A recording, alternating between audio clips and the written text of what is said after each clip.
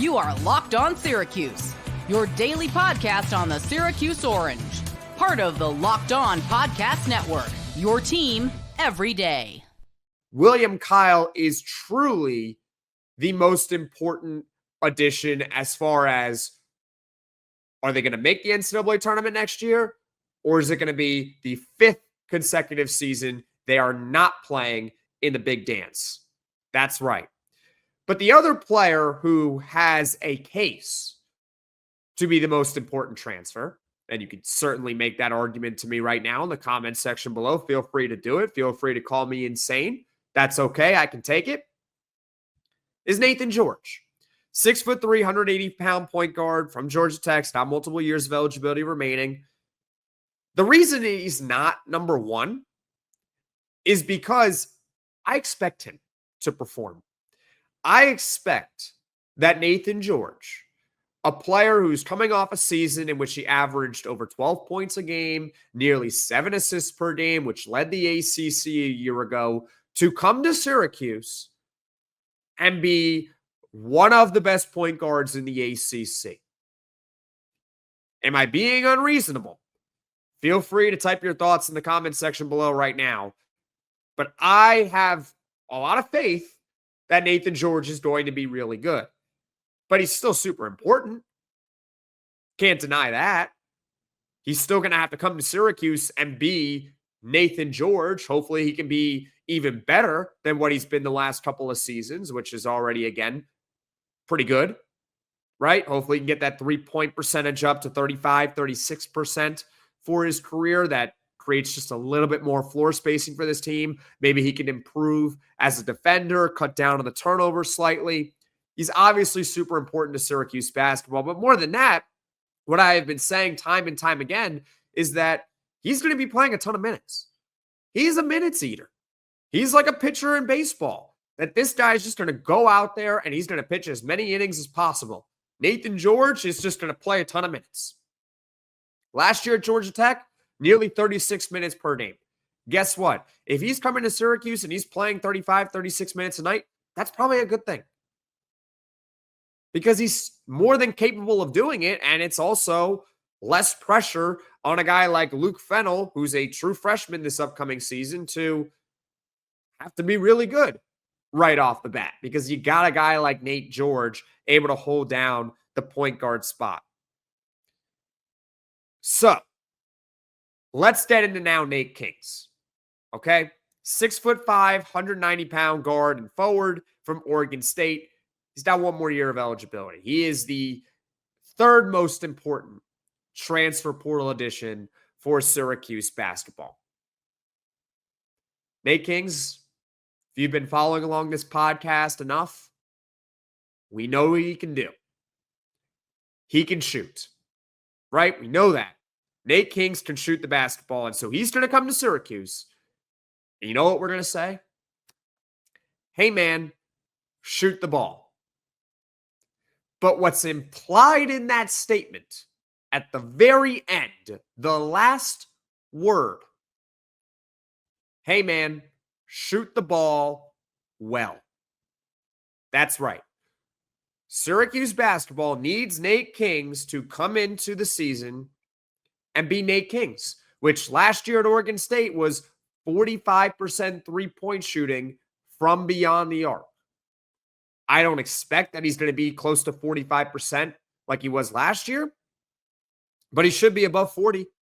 He should be one of the premier shooters in the ACC next season. And earlier this week, not to just rehash literally everything, right? We talked about the three-point percentages of everyone else that's projected to be in the starting lineup. And the conclusion from that was very simple. Nate Kingz is really the only guy of those five players, of Naithan George, J.J. Starling, Kingz included, right? Donnie Freeman, William Kyle. Kingz is the only one that can really space the floor because he is the one guy that you are concerned about as an opposing defense that this guy can shoot it. So he's very important to Syracuse basketball. And also, to further my point, let's talk about the bench. Who on the bench is going to be an elite three-point shooter for Syracuse basketball? Is it going to be the two top freshmen? Kai and Anthony, how good is his three-point shot right away as a true freshman? Is Sadiq White a good shooter? I guess we'll find out, right?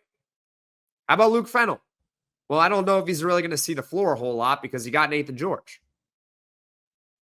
The other transfers are Bryce, Zephir, and Ibrahim Souare. We're not going to be expecting much from them. We'll talk about them later on in the show. Who else? Who else, right?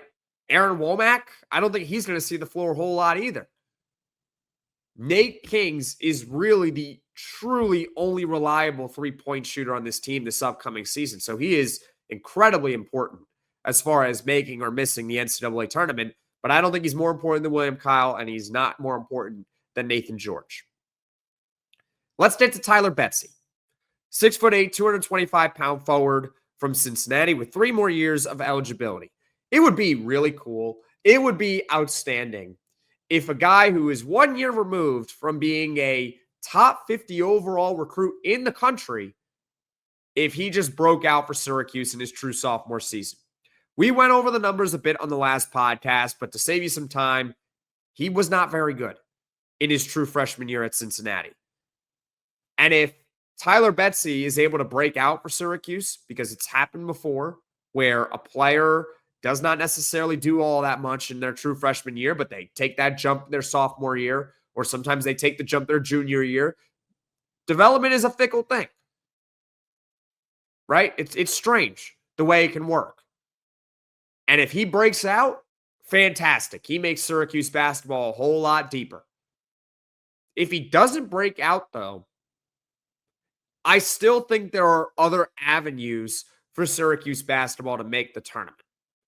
William Kyle could be awesome, right?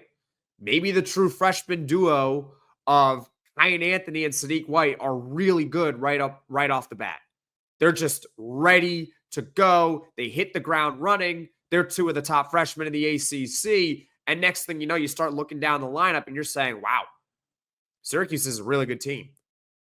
So how about the true freshmen are really good? Maybe Donnie Freeman, the guy who was the 6th overall player in the same class as Tyler Betsey, the 2024 recruiting cycle, maybe he just becomes an All-American.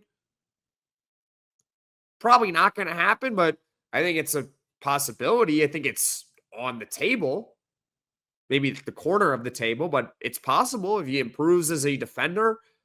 And instead of averaging 13 and 8, he averages 15 and 10. Well, there you go. He could be an All-American next season. Maybe Nate Kingz leads the ACC in three-point shooting this upcoming season.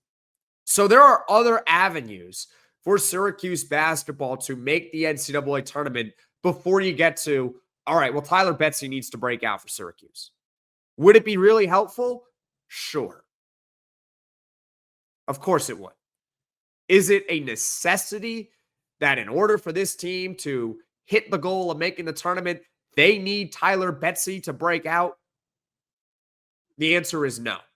But the reason why he comes in 4th on this list is because, unlike the other 2 players that we'll talk about in the next segment, he does have the potential to be really good. It's an outside shot, but it's possible given his pedigree of a top 50 overall recruit.